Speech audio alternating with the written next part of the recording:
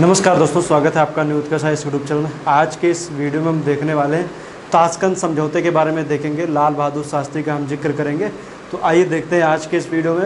सबसे पहले मैं बता दूं कि जो श्रृंखला स्वतंत्र भारत के इतिहास की चला रहा हूं उसी के अंतर्गत एक नया वीडियो है और जल्द से जल्द ये श्रृंखला जल्द से जल्द मैं ख़त्म करने की कोशिश करूँगा और 2-4 वीडियो और आएंगे और ये श्रृंखला ख़त्म हो जाएंगी। इसके बाद मैं सोच रहा हूँ कि ज्योग्राफी के कुछ टॉपिक मैं लेकर के आऊँ। जल्द से एक नए स्तर के साथ में मैं ज्योग्राफी की शुरुआत करूँगा और कुछ नए टॉपिक में लेकर के आऊँगा।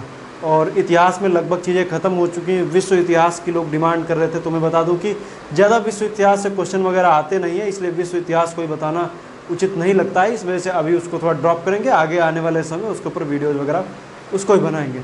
तो आइए देखते हैं ताशकंद समझौता। ताशकंद समझौता किन परिस्थितियों में होता है और क्यों होता है उनका हम जिक्र करेंगे। दरअसल मैं बता दूं कि जैसे ही आप जब देखेंगे जवाहरलाल नेहरू की जब मृत्यु हुई तो उनकी मृत्यु के बाद में प्रधानमंत्री बनते हैं लाल बहादुर शास्त्री। लाल बहादुर शास्त्री के प्रधानमंत्री बनने के टाइम पे कहते थे कि जब ये प्रधानमंत्री शुरुआत के टाइम जब बने थे 65 में, तो 64 के बाद में जब उनकी मृत्यु उसके बाद जब बनते हैं तो सिचुएशन ये कही जाती है कि सबसे कमज़ोर प्रधानमंत्रियों में एक से हुआ करते थे। शुरुआती के दिनों की मैं बात बता रहा हूँ।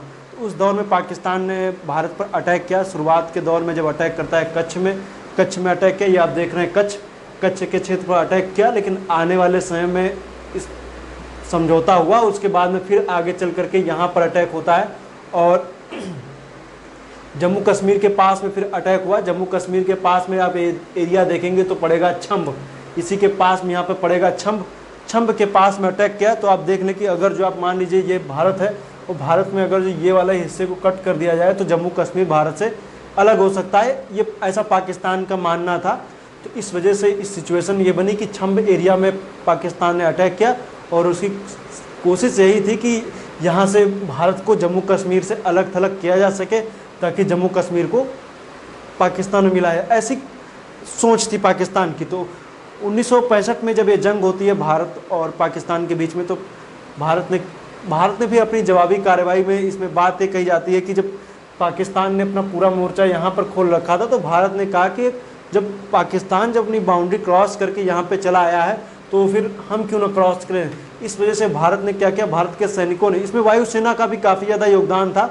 और इसमें जब हम देखेंगे तो यहाँ पर लाहौर के पास में, लाहौर कहते हैं कि भारतीय सेना लाहौर में घुस गई और लाहौर के क्षेत्र के आसपास देखें तो यहाँ का एयरपोर्ट वगैरह और उसको फिर अपने अंदर कर लिया, मतलब पूरा कैप्चर कर लिया भारतीय सेना ने।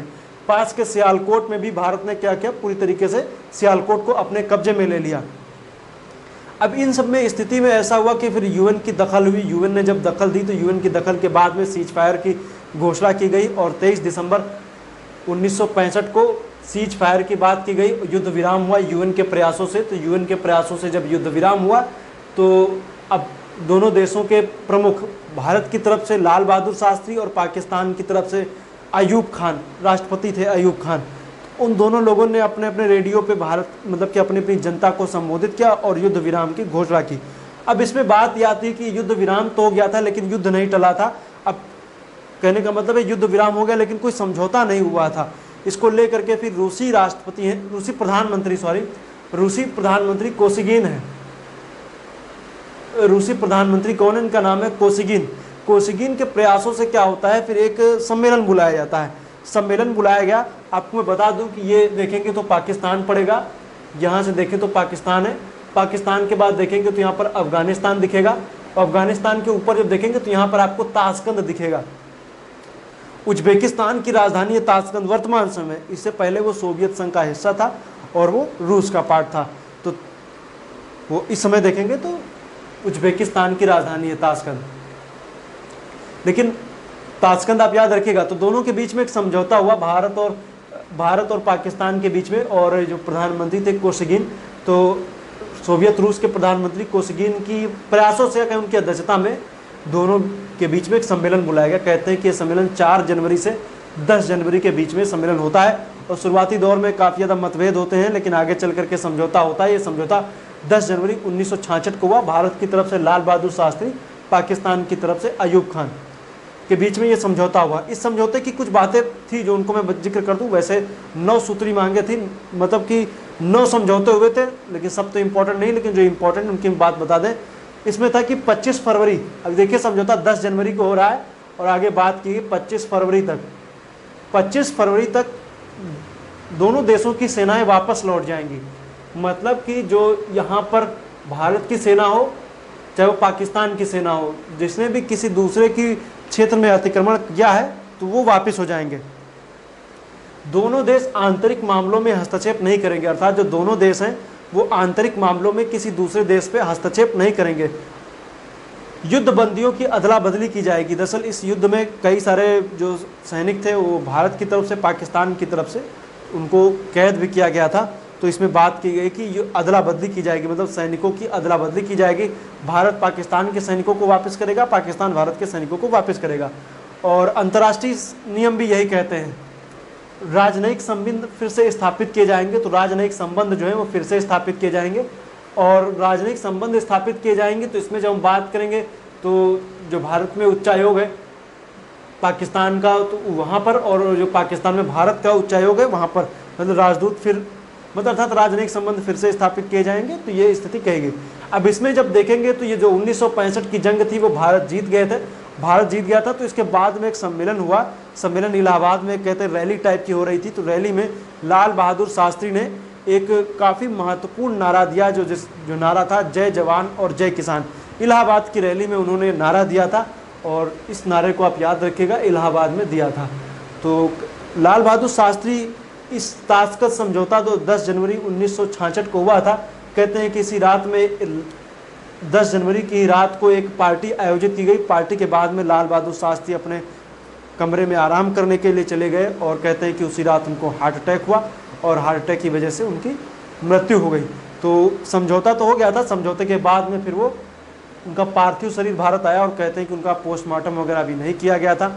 और आज भी इस तरीके से बातें की जाती है कि वो प्राकृतिक मौत थी या फिर कह सकते हैं कोई साजिश थी। इस पे आज भी डिबेट की स्थिति बनी हुई है। लेकिन आप इतना याद रखिएगा 10 जनवरी 1966 को ताशकंद समझौता हुआ था। वो कहते हैं कि जब ये दौर चल रहा था भारत पाकिस्तान के युद्ध के, इस दौर में भारत में कह सकते हैं कि एक तरीके से जो अनाज है उसकी कमी हो गई थी और कह सकते हैं भारत जो था काफ़ी ज़्यादा आर्थिक तंगी से झेल रहा था। उस दौर में कहते हैं कि लाल बहादुर शास्त्री ने जो प्रधानमंत्री आवास है उसमें खेती करना शुरू किया था। जो किचन गार्डन की संकल्पना है वहाँ से हम देखेंगे तो वहाँ पर उन्होंने खेती करना शुरू किया। और कहते हैं कि पूरे भारत को उन्होंने आह्वान किया था कि लोग हफ्ते में एक टाइम की खुराक अपनी बंद करें, मतलब कि ना करें, उपवास करें। तो इन्होंने उसकी शुरुआत अपने बच्चों से की थी। उनका मानना था कि जब मेरे बच्चे रह सकते हैं तो पूरा भारत भी रह सकता है। तो ये थी लाल बहादुर शास्त्री की उपलब्धियाँ।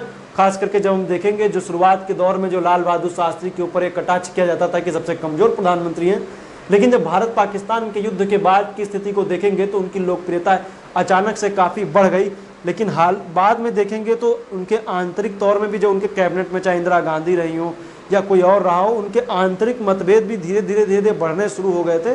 तो इसकी, और उसमें भी एक बात आती थी जब विजया लक्ष्मी पंडित की, तो जो बहन थी किसकी,